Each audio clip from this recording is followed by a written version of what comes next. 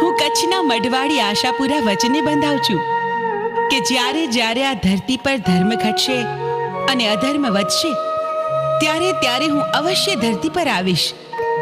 જ્યારે જ્યારે આસુરી શક્તિઓનો ઉપદ્રવ વધશે, પાપીઓની પાપ લીલા પથરાશે, ત્યારે તેમનો સંહાર કરીશ. દુષ્ટો, અનિષ્ટો અને અધર્મીઓનો નાશ કરીશ. સંકટ સમયે જે કોઈ મને સમરશે, ભાવથી ભજશે તો હું હાજરા હજૂર થઈશ.